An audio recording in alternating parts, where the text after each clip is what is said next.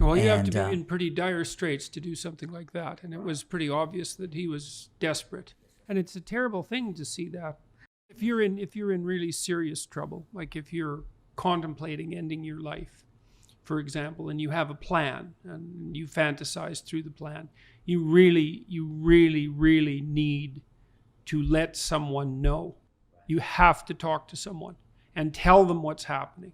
A friend or a family member or a professional, a priest, someone.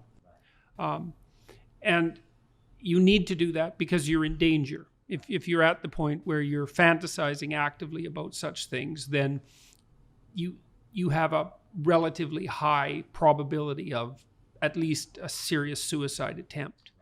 And so you don't want to take that lightly. And suicide is, well, first of all, it's permanent if it's effective.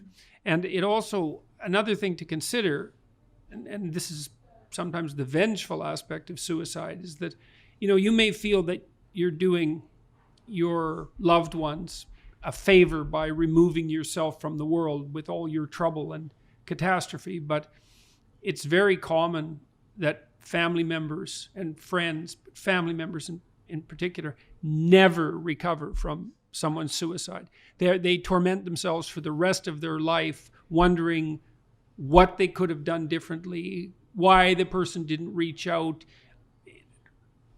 berating themselves for arguments that are typical in families that still may turn out unfortunately. It leaves a huge rift in the structure of things. And so, look, if you're feeling that way, there actually might be something wrong with you. That's the other thing. Like, you might be sick, physically. There's depression, for example, is a very complicated illness. And there's lots of physical reasons that people become depressed.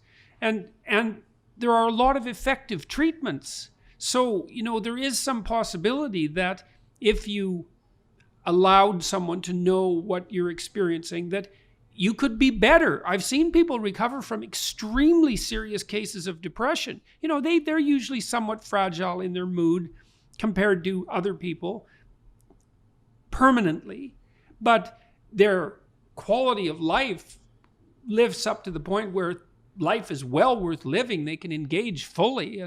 And so, although it seems hopeless, and it's one of the terrible things about suicidal ideation, is things close in on you and it seems hopeless, that there are things that can be done, and you should do everything you can to do those things before you make that fatal decision.